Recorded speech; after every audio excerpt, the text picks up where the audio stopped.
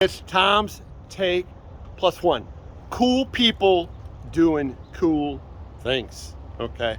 Nothing cooler for me than classic automobiles. And I'm here with my longtime friend going way back. Mr. Cool. Gary Folkringa. That's a Dutch name, by the way.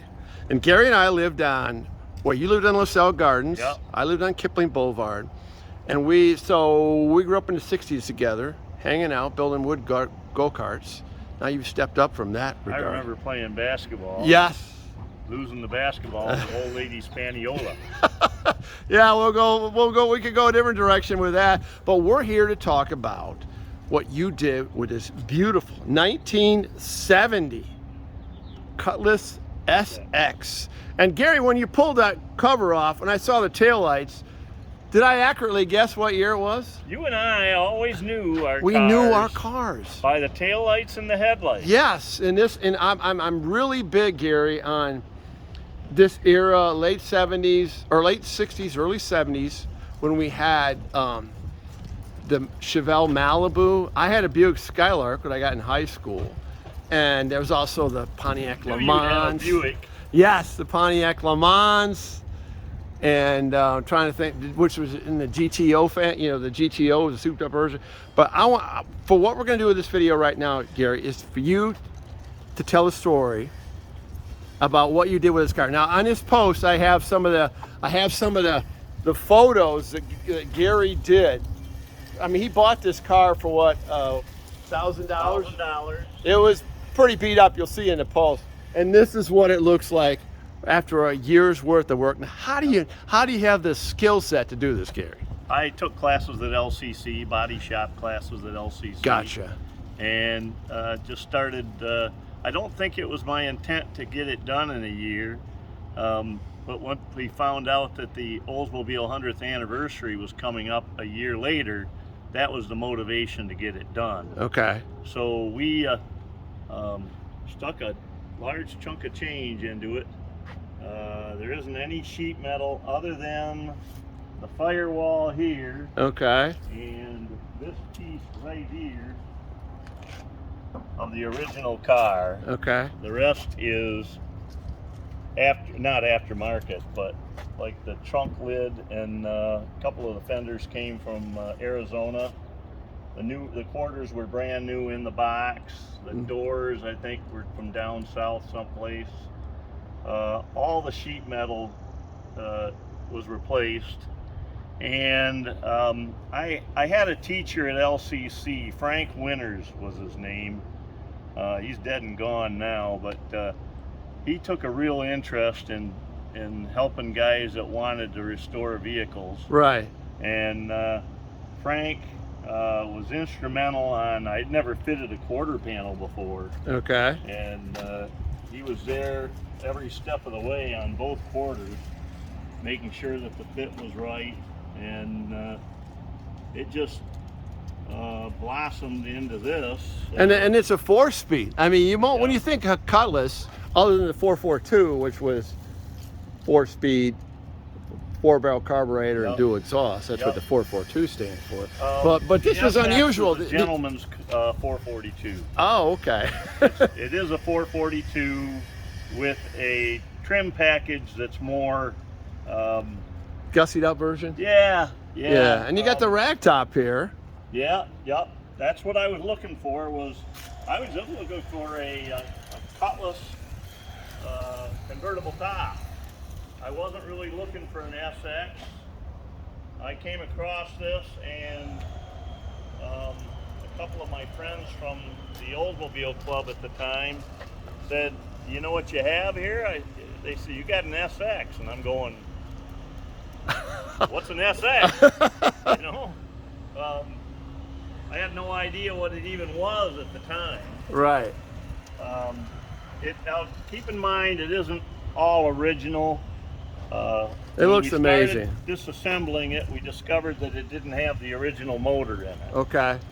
And finding the original motor wasn't going to happen. Right, because this is like 1970. So you got this. You started working on this 27 years after it was originally manufactured. Yeah. Yep. That's a long time. Okay, one of the things that makes this vehicle, a little famous, if you will. Participation, you driving in the Michigan State University Homecoming Parade, Yep. 1998. And who was sitting, you'll see in the pictures here, but who was sitting in the back seat? Nick and Terry Saban. Head coach and his Yep. wife, First Lady of Michigan State football, Terry Yep. Saban. Yep. That year I carried Nick Saban, and he really liked the car. Uh-huh. He's a classic car kind of guy. Yeah, he is. He At least is. fan thereof. So, that was a real treat. I happened to have a friend of mine who's a professional photographer along, and I was just thinking I was going to have it in the parade. Right. And we get to the parade, and they're telling me that I'm going to carry Nick Saban, and they put the magnetic signs on the doors. Right. When I saw the signs, then I knew it was for real. But then a fellow by the name of Harry Carswell was a student rep for events like that. He said Nick did not like being in the parades. He wanted to be with his team on the night before homecoming game. Right. So he said, there's a chance you're only going to carry Terry Saban, his wife, and that's it. Okay. But then Nick showed up. I guess he got threatened by President McPherson. You're riding in that parade.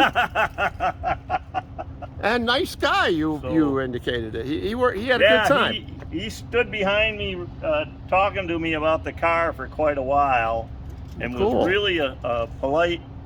He was a gentleman. I Right. really enjoyed talking to him, and because it was Nick Saban, the grand marshal of the parade was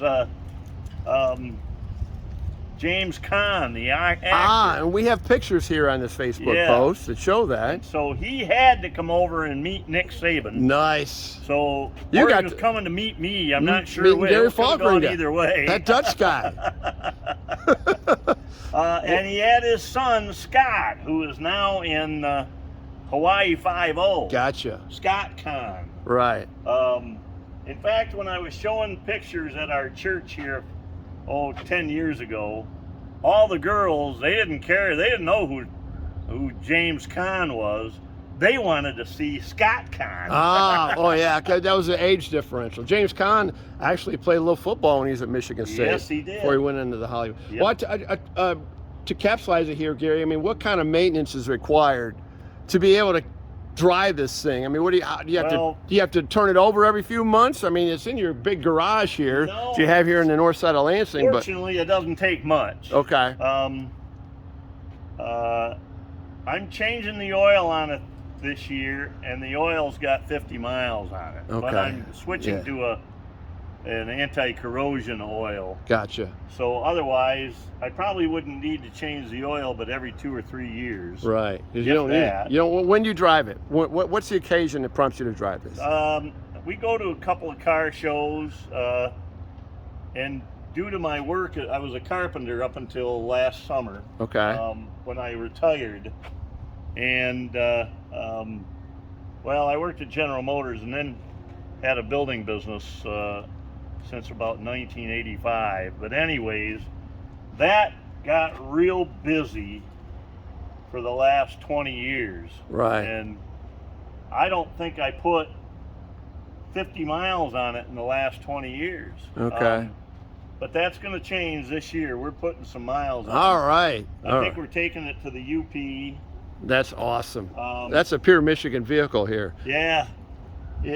Believe it or not, the tires are rotted on it. Well, it's because if they're old tires and they sit, I run into this with boat trailers. That, they'll get dry rot, and you even though you don't have any miles on them, No. you got to change them out. And these are probably $1,000 to replace this, Yeah, right? and I mean, if you looked at them, you can tell that I mean, they look no great. tread missing on them. I mean, look at that, man. You Man, the nickel test, whatever works there. Yeah. Well, I'll tell you, it's a beautiful car, Gary, and Thank you. You put a lot of sweat equity and love into this vehicle, and here in this. We have, Tom. Here in the city of Lansing, another example of cool person doing cool things, and that's Gary Folkringa. Cool person and his buddy. Yes, that's Gunny. Until next time on Tom's